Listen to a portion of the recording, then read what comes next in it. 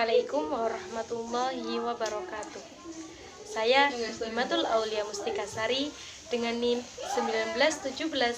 1917103048 dari Prodi Manajemen Dakwah semester 3. Tujuan saya membuat video ini adalah untuk memenuhi tugas ujian tengah semester Kasal tahun 2020 YIN Purwokerto.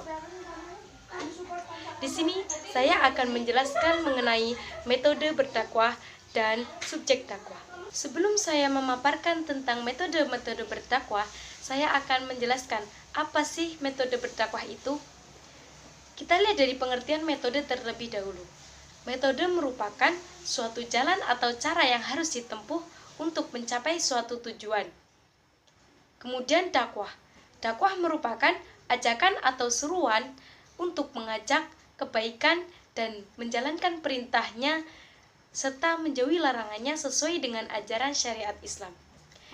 Jadi, dapat disimpulkan bahwa metode berdakwah merupakan suatu rangkaian atau cara yang sistematis yang harus ditempuh oleh seorang dai dalam melakukan berdakwah atau dalam mengajak seseorang berbuat baik dan menjalankan perintahnya serta menjauhi larangannya sesuai dengan ajaran syariat Islam.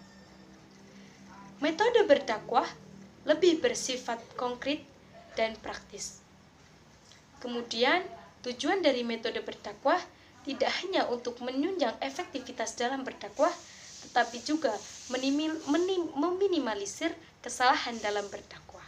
Kemudian, landasan hukum mengenai metode berdakwah terdapat dalam hadis Arba'in Nawawi nomor 34 yang berbunyi dengan A'udzubillahi minasyaitonirrajim. Bismillahirrahmanirrahim. An Abi Sa'id Al-Khudri radhiyallahu anhu qala sami'tu Rasulullah sallallahu alaihi wasallam yaqulu man ra'a minkum munkaran falyughayyirhu fa biyadihi fa illam yastati' fa bilisanihi fa illam yastati' fa biqalbihi wa dzalika ad'aful iman. Rawahu Muslim. Yang artinya dari Abu Sa'id Al-Khudri radhiyallahu anhu, saya pernah mendengar Rasulullah Shallallahu alaihi wasallam bersabda, barang siapa di antara kalian yang melihat kemungkaran, maka ubahlah dengan tangannya. Jika tidak mampu, maka ubahlah dengan lisannya. Dan jika tidak mampu, maka ingkarilah dengan hatinya, karena hal itu merupakan selemah-lemahnya iman. Hadis riwayat Muslim. Di dalam hadis tersebut, Rasulullah Shallallahu alaihi wasallam memerintahkan kepada umat manusia, terutama orang-orang mukallaf, untuk mengubah kemungkaran-kemungkaran yang ada di dunia ini sesuai dengan kemampuan masing-masing. Bagaimana cara mengubah kemungkaran-kemungkaran tersebut? Rasulullah telah menjelaskan dalam hadis tersebut bahwa ada 3 cara yang harus dilakukan atau yang pernah dilakukan Rasulullah Shallallahu alaihi wasallam dalam merubah kemungkaran tersebut. 3 cara tersebut merupakan metode berdakwah yang telah dilakukan oleh Rasulullah Shallallahu alaihi wasallam. Yang pertama adalah metode dengan tangannya atau bilyat. Tangan di sini diartikan sebagai kekuasaan dan metode ini sangat efektif dilakukan oleh para penguasa yang berjiwa pendakwah. Kemudian yang kedua adalah metode dakwah dengan lisannya atau bilisan. Dengan kata-kata lembut, menasehati, dan memotivasi orang-orang untuk berbuat kebaikan dan mencegah kemungkaran. Kemudian yang ketiga adalah dengan metode dengan hati, yaitu bil qalbi. Ini adalah merupakan selemah-lemahnya iman. Kenapa? Karena di sini kita hanya dapat membentengi diri kita sendiri dengan iman yang kita miliki. Kemudian, metode-metode selanjutnya yang diterangkan oleh Rasulullah SAW terdapat di Al-Quran Surat An-Nahl ayat 125. Di dalam ayat tersebut terdapat 3 metode yang dilakukan oleh Rasulullah SAW. Tidak jauh berbeda dengan metode 3 yang telah disebutkan dalam hadis tadi. Hanya saja metode ini lebih banyak digunakan oleh para umat manusia. Metode tersebut adalah yang pertama adalah hikmah. Hikmah merupakan metode berdakwah yang menitik beratkan pada kemampuan singgah di dalam hati kita untuk menjalankan ajaran agama Islam tanpa adanya paksaan dan keberatan. Metode hikmah ini sering disebut sebagai sikap bijaksana. Kemudian yang kedua adalah mau'idhah hasanah, yaitu berdakwah dengan cara memberikan nasihat-nasihat atau motivasi dengan penuh kasih sayang, sehingga akan lebih menyentuh hati para mad'u. Kemudian yang ketiga adalah metode mujadalah.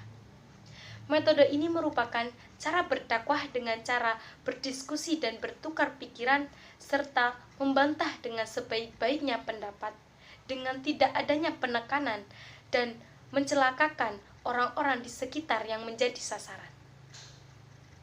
Setelah kita mengetahui metode-metode dakwah, kemudian siapa yang mengaplikasikan metode tersebut? Yang mengaplikasikan metode tersebut adalah subjek dakwah. Siapa sih subjek dakwah tersebut? Subjek dakwah merupakan laki-laki atau perempuan yang telah baligh dan berakal sehat serta memahami ajaran-ajaran agama Islam, kemudian ia menyampaikan dan mengajarkannya sesuai dengan keahlian masing-masing dan mengamalkan apa saja ajaran-ajaran yang telah didapatkan dan mempraktikkannya di kehidupan sehari-hari.